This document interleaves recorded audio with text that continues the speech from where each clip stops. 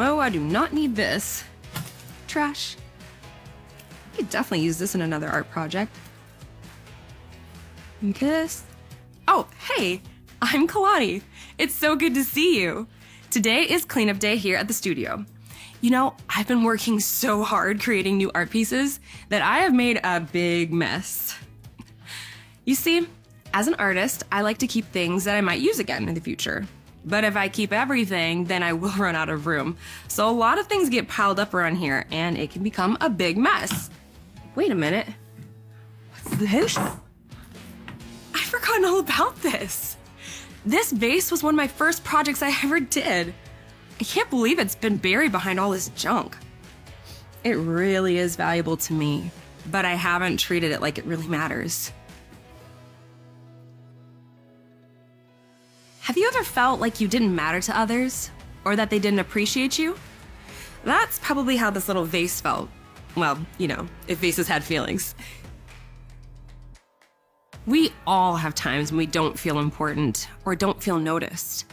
But that doesn't mean we always have to feel that way. You see, God always notices us, and we are always valuable to Him. In the Bible, we can learn about how God thinks we are valuable. The Bible is God's true message to us about Himself. In 2 Samuel chapters 4 and 9, we meet a man named Mephibosheth. Can you say that name? Mephibosheth? Mephibosheth! Exactly. He felt like he had been forgotten, but he was someone of great value to a super important person. Let's look in our Bible and learn more. David was kind to Mephibosheth. 2 Samuel 4 and 9. Mephibosheth was the son of Jonathan and the grandson of King Saul, the ruler of Israel. When Mephibosheth was 5 years old, his nanny learned that Mephibosheth's father and grandfather both had been killed in a battle. She picked him up and ran away, but in her hurry, he fell and hurt himself so badly that he could no longer walk. Okay, that was a lot. Let's break this down. So, Mephibosheth was the son of a guy named Jonathan. Jonathan and King David were best friends. When Mephibosheth was young, he was hurt so badly that he couldn't walk anymore. All right, did you get all that? You're going to want to remember that for later. Let's keep going and see what happened to Mephibosheth. Many years later, when David became king of Israel, he remembered his friendship with Jonathan, Mephibosheth's father. King David wanted to show kindness to anyone still alive in Saul and Jonathan's family. He asked Saul's servant, "Is there anyone left from Saul's family that I can show kindness to for Jonathan's sake?" David was told about Jonathan's son, Mephibosheth, and where to find him. Mephibosheth came to David and bowed before him. When David spoke his name, Mephibosheth answered, "I am your servant." "Don't be afraid," David told him. "I want to show kindness to you because of your father Jonathan. I will give all your grandfather's fields to you, and you will always eat meals at my table." Mephibosheth was amazed. "Why would you pay attention to someone with little value? Like me?" he asked. King David went even further and gave everything that belonged to Saul and his family to Mephibosheth. His servants would work the ground and bring the crops to him for food, but Mephibosheth would always eat at the king's table. Mephibosheth may have thought he was unimportant, but the king said he was valuable. King David didn't just help him out a little. He made Mephibosheth a part of his family, brought him back to the palace, and even let him sit in an important place at the king's table. You know what? God says the same thing about you. You might sometimes think you are overlooked and ordinary, or there's not much special about you, but that's not true. You are so valuable to God. He wants you to be a part of His family. Just like King David showed that Mephibosheth was valued and important to David, God has done the same thing for us.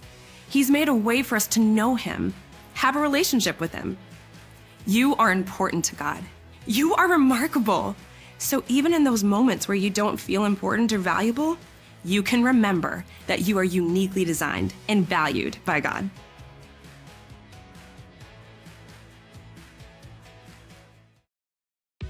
Hello, and welcome to the Remarkably Made Art Gallery. The Bible is a remarkable book. It's filled with amazing and wonderful truths about who God is and how He made us. In it, we can learn that we have been uniquely designed by God. This Bible verse comes from the book of Psalms. Psalm 139:14a says, "I will praise you because I have been remarkably and wondrously made." This verse from the Bible can remind you that you have been remarkably and wondrously made. You are uniquely designed by God. Now I need you to join me as we say our theme verse. Are you ready? Repeat after me. 3, 2, 1. I will praise you. I will praise you. Because I have been remarkably and wondrously made. Remarkably and wondrously made. Psalm 139:14a. Psalm 139:14a. Wonderful job! Not only does this Bible verse say that each of you is wonderfully made, but it also says who made you. The writer is thanking God for making him wonderful and unique. I want everyone to say our theme verse with me one more time, but frozen, like you are a remarkable painting in our museum. You ready? 3, 2, 1. I will praise you because I have been remarkably and wondrously made. Psalm 139:14a. That was great! Remember, God has made you remarkable and wonderful, and God doesn't make mistakes. He made you on purpose and for a purpose. Remarkable.